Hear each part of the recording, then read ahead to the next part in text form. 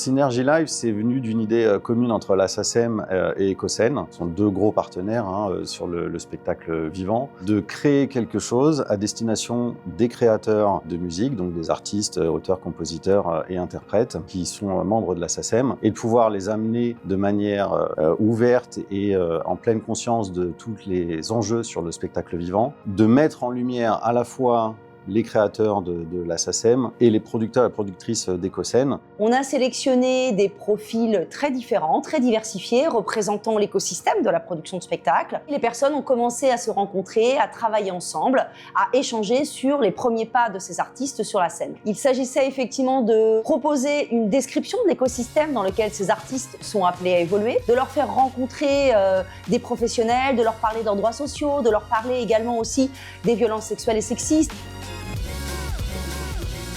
Moi, je suis en binôme avec Dorothée Houry d'AFI qui m'emmène un petit peu partout sur des festivals et qui me présente son réseau et qui m'explique un peu les aspects live et l'envers du décor quand on est un artiste émergent. On les a accompagnés autant sur le côté scénique, sur la présentation de leur projet. Il s'avère que nous, on a décidé de devenir partenaires à la fin du programme. L'idée, c'est de pouvoir donner des clés à ces créateurs sur les enjeux du live, de construire sa carrière avec un live solide, de comprendre comment on peut produire ces concerts de la meilleure des manières.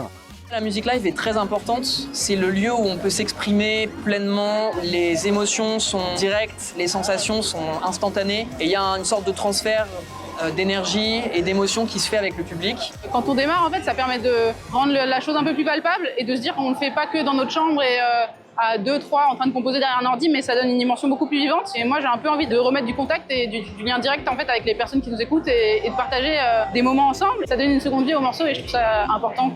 Moi, mon objectif, c'était de rendre visible ce métier qui est souvent trop invisible au sein de l'écosystème, c'est le métier de la production de spectacle. On a tendance à le sous-estimer, surtout à l'ère d'aujourd'hui, avec tout ce qui est digital, réseaux sociaux, etc. Mais avoir un producteur de spectacle, ça peut être un grand atout. Déjà, c'est une expertise, un producteur de spectacle, ça permet de pouvoir se concentrer sur son art.